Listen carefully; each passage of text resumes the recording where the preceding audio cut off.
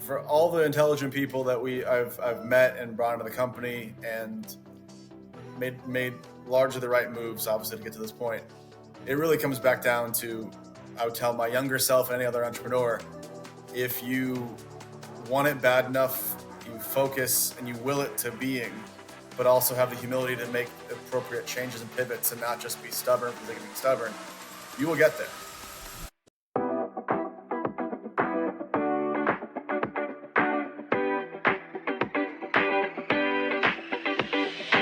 This is the Snarketing Podcast, for marketers, by marketers, talking to marketers with just a touch of snark. Now, here are your hosts, Valerie Vespa and Matt Wurst. Here we are again, another exciting, riveting, entertaining, informative episode of the Snarketing Podcast. I am Matt Wurst. And I am Valerie Vespa. And we are the Snarketers. We've never called ourselves that, actually. I don't like that. I don't like that. I don't like it either. I don't like it. Okay. It sounds like Musketeers. We are going to be talking with Ryan Detert, who is the CEO and founder of Influential, literally like days after his company was acquired. And I'm going to let the listener in on a little bit of a secret. We had started the episode and we're recording a version of the conversation that you're about to hear, but basically had to stop and start over because just as we were getting started, Ryan got a phone call. He's like, guys, I wouldn't do this unless it was urgent and important, but I have to take it. And it ended up being like the call, right? So we were like smack in the middle of history. We were. And we were embargoed. We were not allowed to talk about it until now. But Ryan was generous and gracious enough to come back like right after. And while I can't officially confirm that this is the first podcast he did after the acquisition of Influential by Publicis, we're just going to pretend that it is and assume that it is, okay?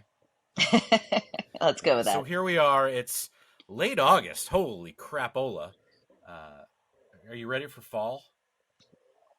I've been to the beach once. I think I've been to a pool a few times. Like, this has not been the most, like, amazing summer for me. I mean, it's not terrible, but it just went by too quickly. How about you? Yeah, I had some ups and downs, personally, professionally.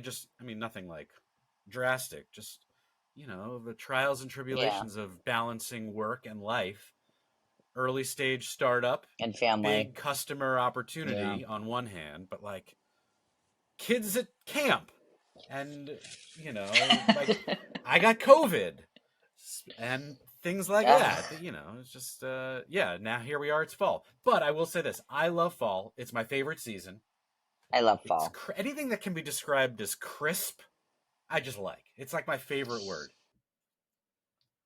Whether it's so you that sleep air, better. I also feel like the world comes alive. Like, I send an email and I don't get like 17 out of offices for that day or hour that I sent out a note. Yeah, we're slowly like coming back into life here. As a couple more days of people being in and out or vacations and sporadically taking time off with family. But September is going to be pedal to the metal. Events, networking, Q4 media budgets need to be spent. I hear there's an election happening around which, like, basically everything from everything in the world is now contingent upon, personally, professionally, practically. So, no pressure, guys. Just vote. Just get it right. Most importantly, vote. Yes. But yes. And we'll get into, with Ryan, his time at the White House, because he was part of the first ever creator economy summit. But the guy's had a busy month. Talk about summers going by quickly. His month of August may be one for the ages. So you ready to talk to him? I actually am. Let's do this. Can't wait.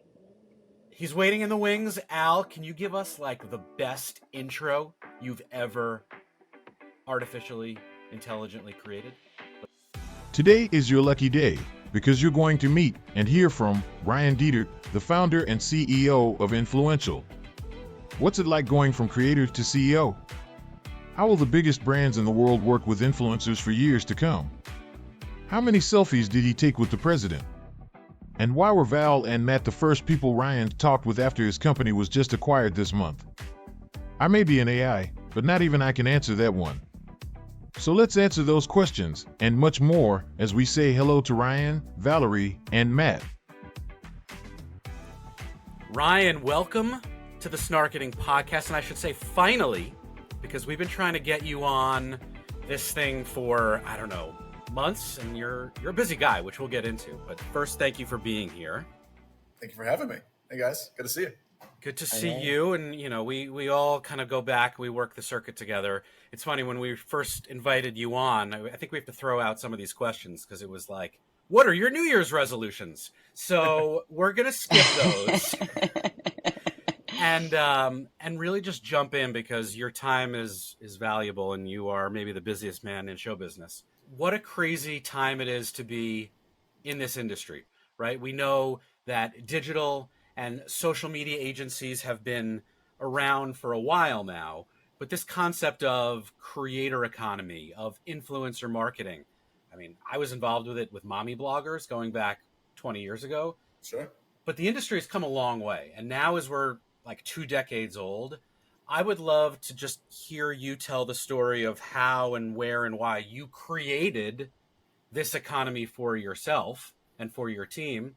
Like, was it a light bulb moment? How did influential become a thing? The origin story. I like yeah, it. Take us back. Yeah. Well, yes, the industry has arrived. It wasn't that when we first jumped into it. I started back in 2009, 2010 as a content creator. I had 30 million followers on Twitter, then eventually on Instagram when that opened up in 2012-ish. I don't sing or dance. I have no talent. I built what are called niche accounts. So, for example, at travel, at automotive, like a .com has been on social platforms. Realized very quickly if I wanted to find ways to monetize, I had to deliver things like media, brand safety, measurement. So really it started off as me trying to figure out a way to pay for a very expensive life in Los Angeles where I had no real revenue. I needed to be able to afford my apartment and realized as I was building up these different audiences that why was it so hard for me to find ways to get brands or monetization? So I couldn't be the only person. So I basically took it upon myself to set out and figure out what can I do for myself and for my friend network through all other creators at the time. So you're basically squatting on these unbranded community profiles that you had to then figure out how to market. Correct. I literally had, I for at travel, it just became all like the destinations you want to go to for travel. It wasn't, never was me. It was never something where it was like, the best beaches, or it was like for fashion, it was like the best, trends. And initially it was all me, which is funny because I have no fashion sense. But for any one of these verticals, either I did it myself or I'd bring on people that could do it for me and built out a big enough network that I could then go to brands and either drive traffic early days or do branded content. So you were like the alternative Ryan's World. Yes. If you want to think about it, the 12-year-old kid Ryan, not the adult Ryan. I was late 20 LA Ryan that no one saw the face of. Yeah. So for anyone who is interested in the progress then from there, like I just imagine it was a company of one, and then how did it sort of stagger into hiring additional people? How did you choose those people? Like, who were those people? Like, tell a little bit about the partnerships you. Sure. I mean, I literally made a checklist and walked into ad agencies asking, well, what does it take for you to open up your coffers and give me your money? And they're like, well, like maybe we'll give you a few $100, a few $1,000. It's not really worth our time. Just here's the tweet copy and just go run with it and post it and they'll give you $100. And I was saying, well, that doesn't really make sense for my accounts, for my friends' accounts. So literally it was like creating this checklist. I then said, all right, well, there's no way I can do. So I started doing campaigns manually. After getting the 10 campaigns concurrently, I'm like, I'm gonna, I can't survive this way. And even hire people for it.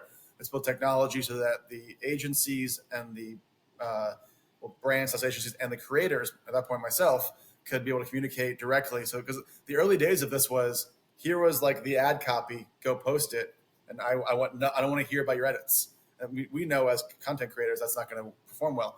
So really, it was just building the project workflow was a technology that I went to friends and relationships I had and started to build technology, an app initially for creators, a dashboard for brands. So that was like the 101 version, was just having communication and connection. Because back then it really was, it wasn't democratized. Like even today, even if you're not a creator or influencer network, you can get access to almost anyone. If you have dollars and you have some level of knowledge of how to get a hold of their agent, manager, brother, mother, whoever it is, you can probably figure out a way to at least get in their inbox where they actually respond. You never know. But back then it was like there was zero knowledge. You could Google people, you could Google someone and not find their like even at handle. It was like, it really was the wild, wild west. But that wouldn't scale, right? Is that kind of the thesis? Like you can't do that en masse with big brands all over the world. Both scale and make everybody feel brand safe. And the worst thing they could do is cause a larger 9-figure client to fire them because of a one-off scenario from a tweet. Absolutely. So it's safe to say that Influential is the leader among many major players in the creator and influencer marketing arena. So you work with some of the biggest brands, you attract some major high profile clients. So like, what do you think today is the secret sauce? Like what has gotten you to the place you are at now? Back to number one, the least sexy part of our offering, but the most important, the Hippocratic Oath, do no harm, brand safety.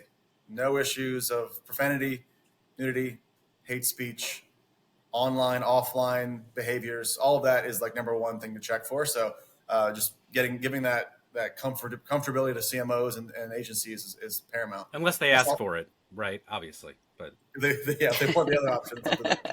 R-rated movies, maybe. Give them what they want, what they need. But usually it's brand safety. I agree. Yeah, exactly. And that's also done through technology. And while a person can look at posts, they can't look back the entire timeline history of posts, which we can do through technology. So technology, methodology, and all the process we put in place is number one. Like what we always lead with, hey, like we'll make sure there's no page 6 moment. So all of this now culminates, not to by any stretch imply that this is the end of your journey, but like August was a big month for Influential and for you personally, right? Congratulations on a huge acquisition. I mean, some of us may or may not have thought it might be coming at some point just based on the scale and the attractiveness of your organization. But whatever you can share, tell us how this process went. What were you looking forward to then? And now what are you looking forward to now as being part of like a giant global powerhouse? Yeah. First thing people ask is like, what are you doing next? I am here. I am here for many years. That's usually how it works. They want you, not I'm highly just the name. incentivized to stay around, and this is honestly a dream scenario. The way I describe it is that we've had approximately a 5-year dress rehearsal with them. What was this? Like we've done tens and tens of millions of dollars each year, in terms of business with mutual clients. So we know that we work well together. So it wasn't like a surprise. I think it's one thing if I tell any founders, very, very rarely is someone going to come out of nowhere and email you and say, I want to buy you. It's going to be based on those that you're partnered with. So it's been tremendous. I mean, I obviously I'm biased now because I'm part of the Lion, but they are the fastest growing, best, largest, holdco in the last few years. Like it's just stock wise, win wise. And it's been exciting because we wanted to be part of a winning team. And that was the main line when we spoke to, a number of people in the market, and their consistency around, we like to win and we will do whatever we need to do to make sure that you're successful, was an exciting proposition. Well, it's certainly an innovative partner that I've worked with and have always respected and valued. And as someone whose company previously was purchased through a French holdco, congratulations on getting it done before August. Otherwise, it might not have been done until September, as we all know how the French sometimes operate. Maybe not these guys. These guys are bucking the trend. But so basically what you're saying is it's business as usual. Honestly, it's as autonomous as you could possibly be inside of a holdco. Our brand name stays on. Influential is the center of it all. That's great. We are encouraged and are working across brands, agencies. Like literally nothing has changed. The reason why we got acquired, we had a number of players over the years, many years, people try to buy us, is that we were leading with innovation and best in class, not just scale. So for us to, should then just be insulated wouldn't make any sense. They want us to go forth, and Of course. as we're both incentivized monetarily, but also like it's just our ethos is to go out and really elevate the industry. So, as a side hustle, it is the political season, and we noticed that you were invited to the White House Creator Economy Conference. It looked absolutely incredible. So, is that a new event? What was the kind of, how did that get established? How was it? Tell us about How many it. selfies were taken, by the way? I feel like all I saw were videos or photos of people like holding their phone like this the entire time. I am one of them. I was one of the perpetrators. I mean, I'm sure hundreds per person. So it was on. I mean, it was. I've been to DC. I've been to Capitol Hill a few times. I may have been in the White House when I was like 12 or something for some sort of like school class trip. But that was legitimately one of the coolest experiences I've ever been a part of. Just to walk through the hallowed halls. They put us in the Eisenhower room, which was this massive like open room that felt really like it was from the 1800s or whatever it was built. And then to have approximately 40 minutes with President Biden like that, we knew so we didn't know he was going to be there, and then kind of got some inklings he was going to be there as of like that morning because there were some press leaks around I think deadline, and then. We didn't know when he was going to come, and then they pulled out the podium. That was pretty. That's pretty much a giveaway. The presidential seal. It's not for everybody. Yeah. And honestly, again, politics aside, he was affable. He was cracking jokes. He was being very funny about asking for a job, which was a great line. It was awesome. And then did that he answered questions from creators. Him and the White House did a tremendous job leaning in, saying, "We believe this industry has arrived, and that you are the future." They gave out the stats, the $250 billion annual TAM, total addressable market for the influencer or creator economy, and how it's growing. Lines like we're basically in the next 2 years, influencer marketing will be bigger potentially than linear. So things like that, you wouldn't that just validate it, and then. We had breakout rooms afterwards where we talked, individual policy things that are beneficial. So it wasn't just a showy thing for the gram. They actually did a great job of having a discussion. Yeah, I was going to ask, did any real substantive conversation take place? And it sounds like it did. It's not just for the flash of the photographers. What I found interesting was the kind of dichotomous approach where the traditional, I'm making air quotes, listener, the traditional media was kind of like stuck up in the rafters or like only let in for a certain period of time. But you guys are really now thinking about how to tell these stories. And by you, I mean the creators, the influencers.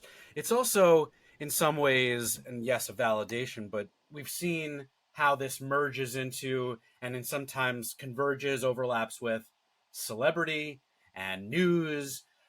Are there really lines to draw between any of these categories, whether it's traditional media? How do you view the convergence of all of this? Well, there's a question that was asked, is there a difference between influencer and creator? And some people have opinions on that. I mean, and you could get really pedantic about those differences. In general, to me, it's, any storyteller, whether they're a nano, micro, macro, and mega size talent, all have, they're all it's all interchangeable, but their tactics of what they take. So someone like The Rock, who's gotten better at creating content, wasn't known for creating content. He was famous and then created content versus those that were, that are still doing 10,000 plus followers, but create tremendous content, just haven't grown in terms of influence. So yeah, they all have a part of the marketing funnel, a part of the ecosystem. Where our company has grown the most and where most of the market in the influencer marketing space has grown the most has been in that micro, nano, micro, maybe in a little bit of macro, like anywhere between 50,000 followers to 2 million is kind of the sweet spot for most brands. Partly because while I love The Rock, he's fantastic. If your audience is not global and gross in terms of size and scale, if you want hometown heroes in the Midwest that deliver towards a certain cul-de-sac, that's not going to be it's a lot of wasted impressions. Yeah, he's a Super Bowl commercial, and not every brand needs that all year long. Exactly. So tell us a little bit about that matchmaking process for brands and influencers. Like how does Influential handle that? Like how do they respond to brand briefs, and is it like like a dating app for marketing? Like how does it exactly work? So we're not necessarily a marketplace where someone goes in and just buys Self-serve. creators on a one-off. While we do have some self-serve offerings, think of it as a if you assume your audience is a bunch of media nerds like us, it's a CPM media buy on social. So for example, $100,000 campaign. This is all for example purposes. And for the sake of easy numbers, to say it's $10 CPM. That's 10 million eyeballs that we guarantee between 25 and 44 adults in the Midwest with an affinity for DIY, like whatever that piece is. And then in that, here are 5, 10, 20 influencers that can get you to that guarantee. So it's rarely like I want to go buy Snoop or Rock or that. Like they can come to us for those things. We do those campaigns, but it's mainly about a delivery of eyeballs and guarantee there with a concept that they want to bring to life, whether it's per platform, whether it's more so video than static these days, and then really at the end of the day, like the measurement is a key part of that matchmaking. Is which creators, which we've seen, we've run hundreds of thousands of campaigns, which ones have driven the most amount of online sales, offline sales. So it's not just does that influencer feel like they're right, but is their audience the right audience? Are they speaking about my brand already? Are they psychographically already, altruistic or hedonistic? And are they performing? Are they performing? Are they more top of funnel awareness, or are they middle or the lower funnel? So your range is you talked about the sweet spot of where your influencer talent really can be most effective, and I think the answer you just shared was a really good left brain answer. I'm curious from maybe a more creative perspective. You have big brands with established massive marketing and advertising budgets and more resources and brand recognition who are, the awareness is not the problem, but then you've got smaller companies who are fighting just to get noticed and they're vying for attention. How do those small brands cut through all of the noise to not just be another small fish in a big pond?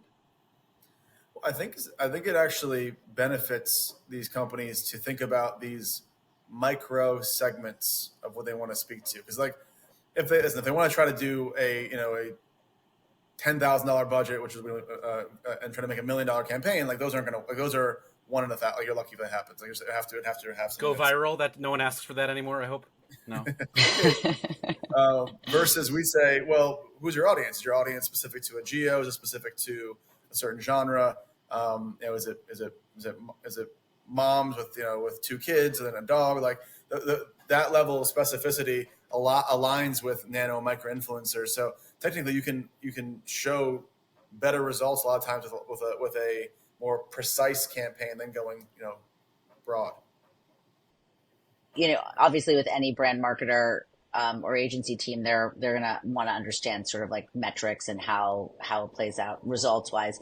You were mentioning earlier that is there a connection to the data in terms of understanding the influencers and how they do drive certain measurement in advance, as well as obviously metrics post campaign? Yeah, I mean, if it's online sales, somewhere like TikTok Shop has data sets, link in bio. We've run campaigns where we know their name, image, and likeness mixed with paid media performs really well. So it just depends on whether you're doing a native versus native plus paid campaign. And those stats are part of the selection process.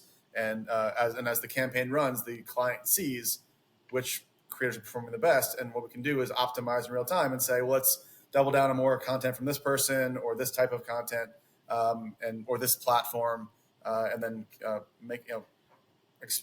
expand this existing campaign. Do you ever worry about fatigue though? Right? Like, can someone be overexposed? I mean, I don't know how many Alex Earl videos I see in my feed every day at this point. I'm not the target audience, so maybe that's not a fair representation. Yeah. But I guess her followers love her no matter what. But is there a law of diminishing returns at some point that you're at least conscious of? Well, the way I would frame it is less about the influencer posting 1,000 times. They know, like they're a publisher. They know their own kind of cadence. It's used to call it the NASCAR hood. Like you don't want 10 different brands on you at any given time. You got to figure out what is per vertical, and the bigger ones do. Bigger ones literally have like year-long exclusive sometimes. But think about the Soda Wars. Think about the QSRs. Like they don't want week-to-week different affinities. So you have to. It's literally one of the things that we've built out over the years, which is checking for exclusivity, checking for usage rights. All those pieces apply back to, is that ambassador truly for you or for everybody? Hello, B2B marketers. Let me introduce you to a game changer in the lead generation arena, Leadfeeder. We all know the struggle of identifying those elusive website visitors and turning them into valuable leads. But what if I told you there's a tool that not only promises, but delivers on supercharging your lead generation and sales efforts? That's Leadfeeder. What sets Leadfeeder apart is the ability to provide detailed insights into visitor behavior, helping your sales team prioritize efforts and close deals faster. With customizable notifications, lead scoring, and GDPR compliance, Leadfeeder is changing the game. To revolutionize your approach to leads and deals, visit leadfeeder.com for a free demo. leadfeeder.com. And now, back to the conversation.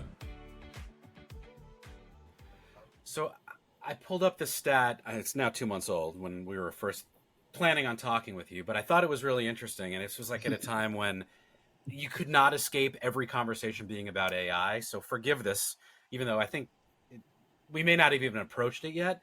But the stat here is 37% of Gen Z and Gen Alpha said they'd be more interested in brands that use an AI influencer. But the same number, 37%, also say they would be distrustful of a brand that did so. So with this, I don't know, tension point and the rise of AI influencers, which is happening, how do you incorporate these technologies into your strategies? Is that just like another tool in your arsenal?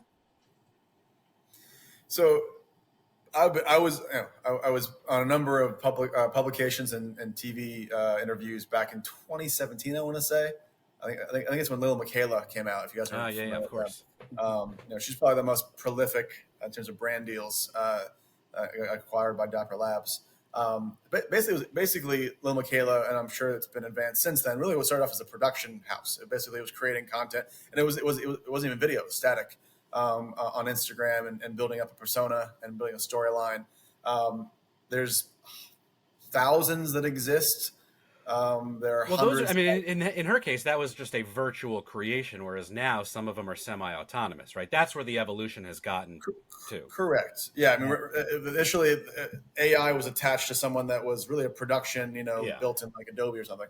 Now, the idea is, can you bring them to life? And there are ways to have kind of one-on-one conversations, and there's a bunch of different apps that do those things.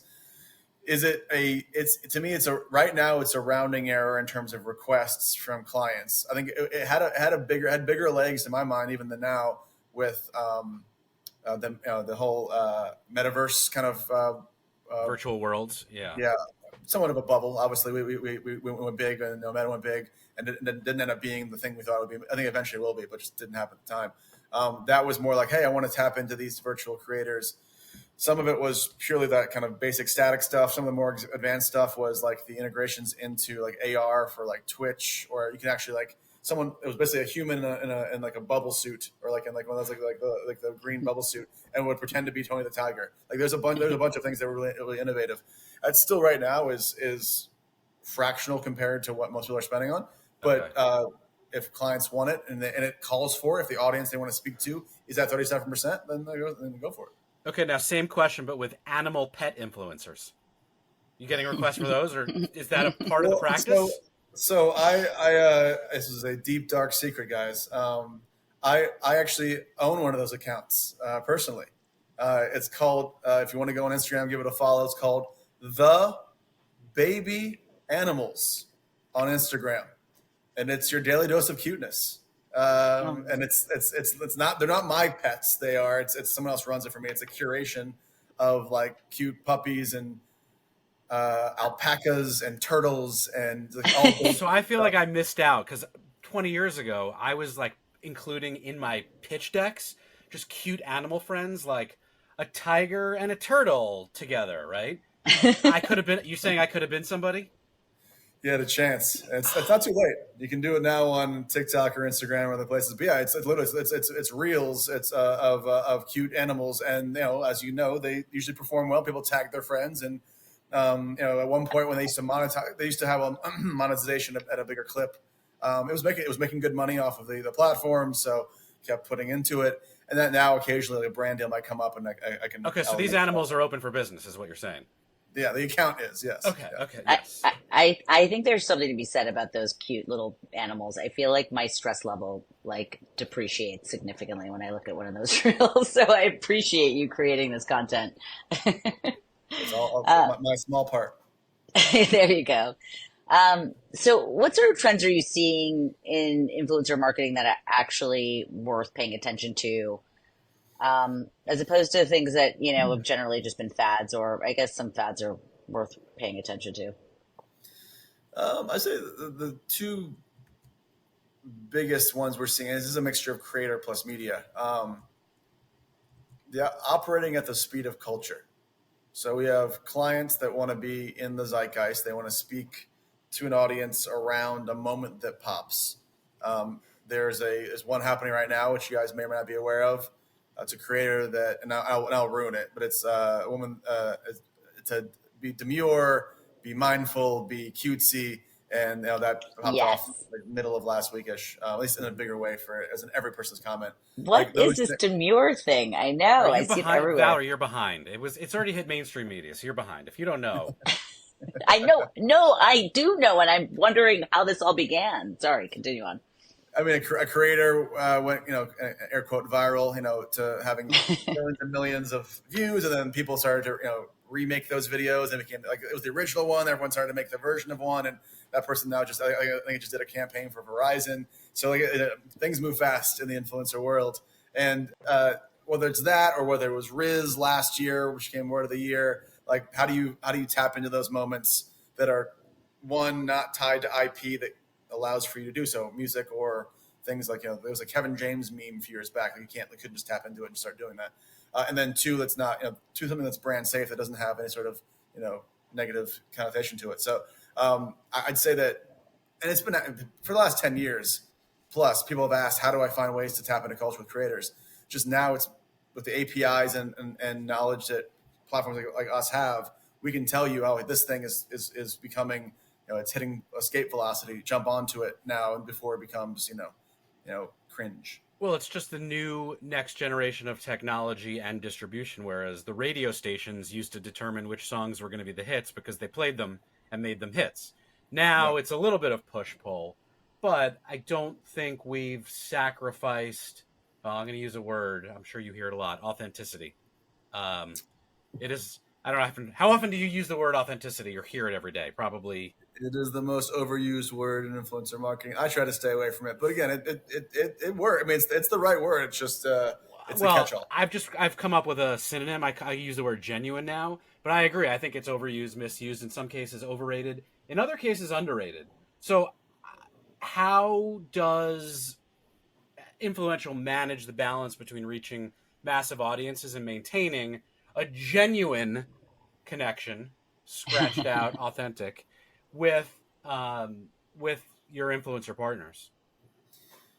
Well, is the first thing we built, and I built it as a creator, was the back and forth communication and portal between the creator and the brand or agency and anyone in between, is the your choice, your voice. Take the brand's parameters. They want you to get across XYZ type of video, but then put it in your own voice, something germane to your audience. And then that will inherently perform better than being prescriptive and saying, make it just like this. There's a whole bunch of other kind of, tweaks of the best creator that makes the most sense for things, but let the creator create, but don't let any of the other brand safety or things that you don't want to forego still have it be controlled by the brand before it goes out. So it's not different than what traditional creative agencies of 2 and 3 and 5 decades ago used to be modeled on, which is, here's a brief. The creative team is going to go figure out what the script should be. Someone's giving a brief to these people and letting them actually write it and create it in their own unique voice. Whether you call them, whether they're their own production company or their own agency, whatever you want to call them, it's the scalability of this space is that we would not be able to service every client if we had our team come up with everything. It doesn't, and it wouldn't perform. You'd be an agency. Yeah. There's a lot of talk about privacy, ad tracking. Seems to be more prevalent than ever.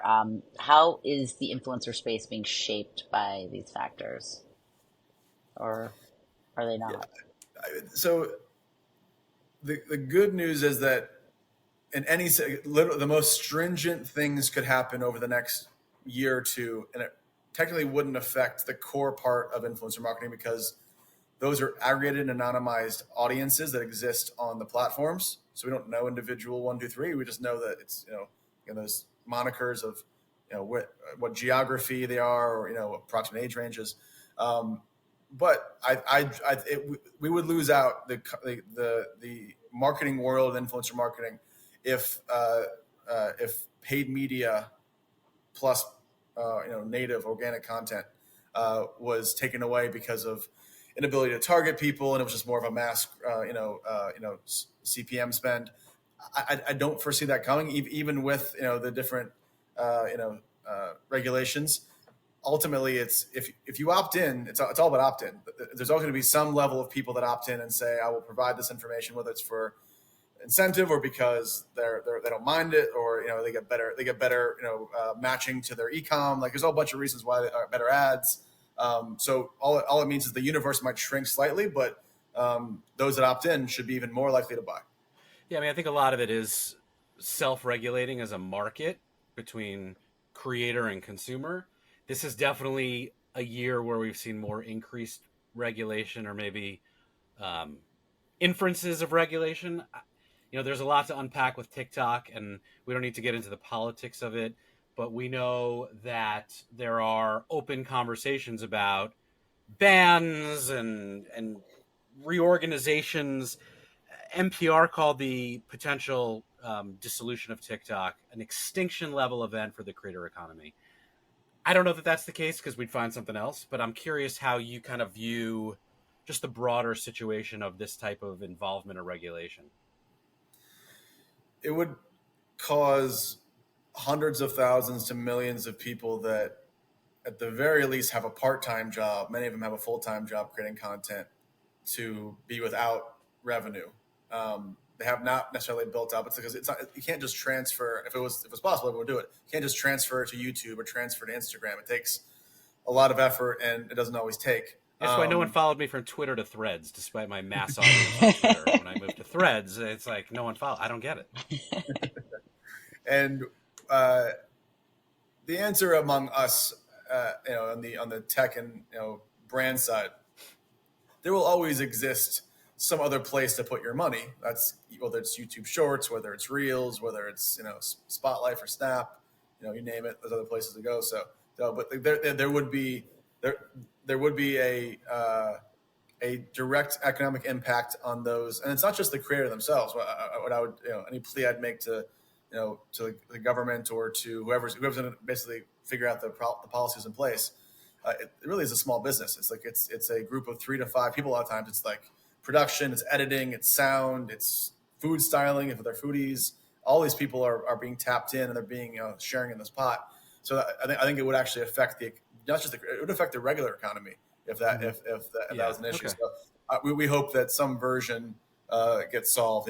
I think if you ask most brands, that there will be some solution, whether it is that divestment, whether that is some sort of just simply them fighting through policy and winning. Like some version of that would likely come to fruition that would not make brands have to choose to not use them. Well, and that'll be the last very serious question we ask, but I'm hoping maybe you left like a Post-it behind when you were in the White House last week, or the executive branch. I don't know what happened. You don't have to tell me, but maybe some notes left behind could inspire some people. I think it was on everyone's mind, and I think the way that we have discussed it, both intra and out of of those sessions, is this truly is keywords the economy. It really is something that is a massive driver for revenue for the average American. It's no longer just this idea of like, oh, it's like a celebrity, they'll be fine. Like, it's not. It's literally it's everybody. Well, the economy is always a pyramid, right? And yes, we sometimes think of the top 0.001% as driving the economy, but there's a reason why there are middle tiers and bottom tiers. There are a lot of people who make a small to medium sized amount of money or are just consumers who are feeding this. So, and I think, and I don't want to misquote the stat, but I believe I just saw it a few days ago. We'll correct it in editing. Don't worry. Whatever you say, we'll just assume it's right. I believe it's TikTok Shop is now the number 4 largest marketplace in the U.S. I think it's like in the same range as like Walmart now, which is bananas. Bananas. So I was gonna say, it's only like 2 or 3 years old, right?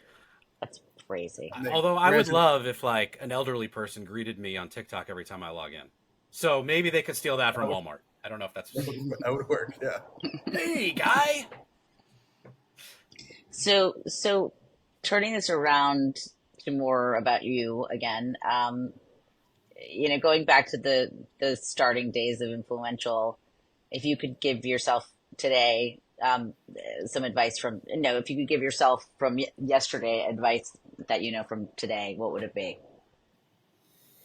It really came down for all the intelligent people that I've met and brought into the company and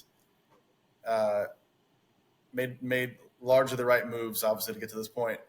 It really comes back down to, I would tell my younger self and any other entrepreneur, if you want it bad enough, you focus and you will it to being, but also have the humility to make appropriate changes and pivots and not just be stubborn for the sake of being stubborn, you will get there. So a long 11 years.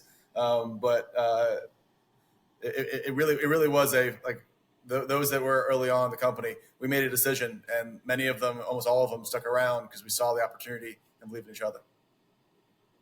You have this really interesting way. I mean, when I first met you, it was very much more on a personal level. I think we were like dancing in Saint-Tropez, which was some of the greatest moments of my life. But anyway, but I think understanding like the business that you're running and the balance that you create around, having your mom around, trying to enjoy the moments in the moment and bringing your friends with you. And then there's also moments where I think I saw you at your house party at one of the conferences we were at, like staring at your phone, clearly like looking at business emails, and you were like completely like, you were like in it. And I'm like, oh my God, this guy has so much shit to deal with. It's like, I'm impressed with you balancing all the stuff that you're doing. So kudos, seriously. Very, very sweet, my friend. Thank you.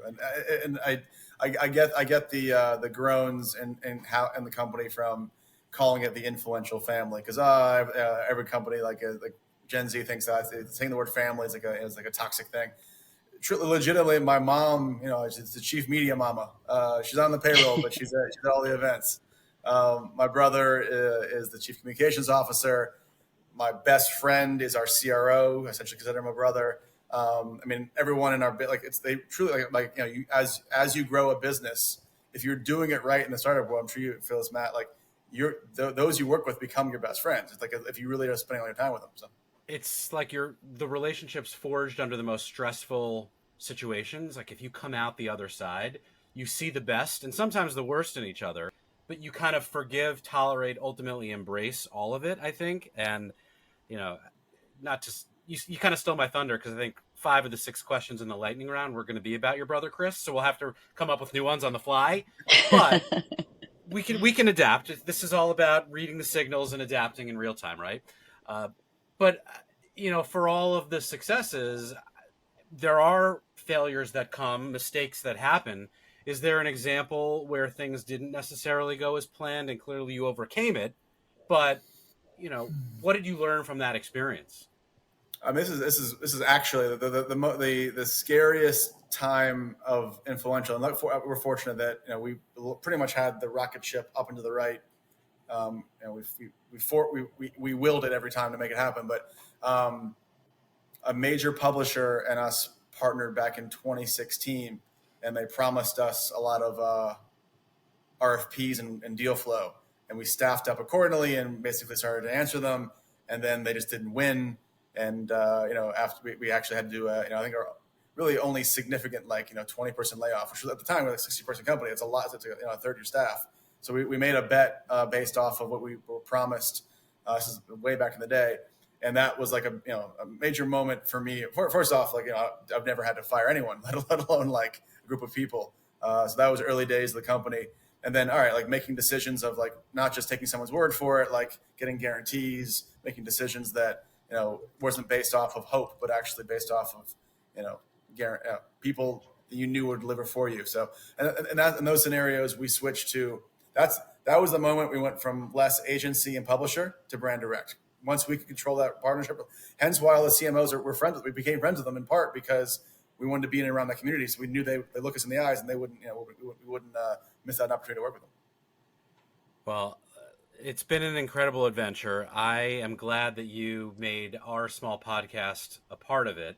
But it's been not just influential, it's been inspirational, I think, just to know you, watch you, your whole team, right? Like we know and love so many people on your team just from being around, but they're all just totally innovative, inspirational, influential in their own right.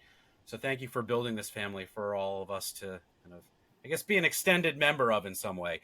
But with that pleasantry out of the way, it's time to get to the hard questions, the lightning round. Are you ready for these? I'm in. Okay. Let's get it. So we're going to end with a bang. The first question is, if you could only use one social media platform for the rest of your life, which would it be? I know you love them all, but personally, one. If assuming that it has to be all things, I'd say Instagram. Instagram is the most all things platform, as opposed to a TikTok, which is more of like a joy platform and entertainment platform. Twitter, which is more of a political and angry platform. News, yeah. News is yeah. Okay. What is your? I feel like I've only seen you at events or conferences because that's the world we live in. But what's your favorite place to go every year? You guys throw the biggest, best event in Cannes every year, but is that kind of the pinnacle at this point for you guys? Well, it's associated with that's associated with stress for me because we're living that 24/7. The Saint-Tropez with Valerie and friends dancing on tables and going to Cinq on Cinq or Nikki Beach or whatever this place we went to. That is always like the deep breath best time of year. So do you have a go-to dance move for celebrating a successful project or the culmination of a weekend? Like what's your move? I don't know that I've seen you dance. I've seen it. He's a good dancer. He's a good dancer. I'm a very good dancer. I make many moves that are probably will break a hip pretty soon if I don't stop. Fortunately, Ryan, I'm too old that I've aged out of videotaping people on tables and Saint-Tropez. So I don't have any to... No one wants that, Val. Come on. No one ever wanted that. We talked about your family, your mom. Everyone knows and loves your brother, Chris, he's just a beloved figure in this industry. What are the best and worst things, the hardest things about working with family? Honestly, we've got along really, really well because we do different things. He's not trying to do what I'm doing, and I don't try to do what he does. Like when it comes to throwing events, he's the best I've ever seen. Like he came from the fashion world, he came from the PR world, so he's just taking those and superpowers and applying it appropriately. There's always scenarios where we don't agree on things. In that scenario, mom's a tiebreaker. Adorable. Mom. No, but honestly, we are fortunate that we're both very level-headed and don't really get too emotional when we're yelling at each other. So that helps that we can kind of talk it out and make it right. None of you live together, or at least all year round, right? You guys all have separate residences, or that would? Yeah. I'm in Miami. He's in Los Angeles, so we are literally as far away as possible. Okay, so that probably helps alleviate some of the, it's like my wife and I both work from home most of the time, and it's like, sometimes you need a break. Yeah. I mean, it's a function of go to your separate corners, Miami and LA, but we see each other every other week. Like we're literally like in all these events end up bringing everyone together. So it's not like there's no real break. And I see him for Christmas. So. Right. I think with you two, it's like play to your strengths. Like you both bring like totally different things to the table. So it's good. It's a really good mix. Yeah, I agree. What is the biggest misconception about influencer marketing that you want to just debunk once and for all now that the entire world is listening? I'm not sure what needs to be debunked. I think that it goes back to all the stuff we said before, which is like it's really the decade of the micro influencer. It's not going to be the celebrity based scenarios.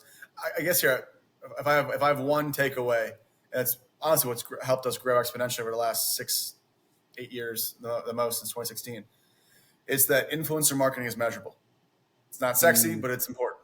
The reason why it's a $35 billion annual TAM for just influencer marketing is because brands have been able to be, either shown by companies like us or see it themselves from running their own stuff, that they're getting a better return than other mediums. And if you can show that measurability, then it makes it so that the CMO and their board go, well, why would we not double down year over year?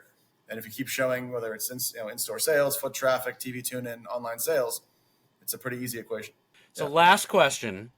I want you to finish this sentence for me. In 5 years from now, I, Ryan, will be... in the creator economy. I love it. I love that we're all going to be here. I thought you might say retired, and I wasn't going to like where that went, so I'm glad that's not the case. Yay. I'll be around.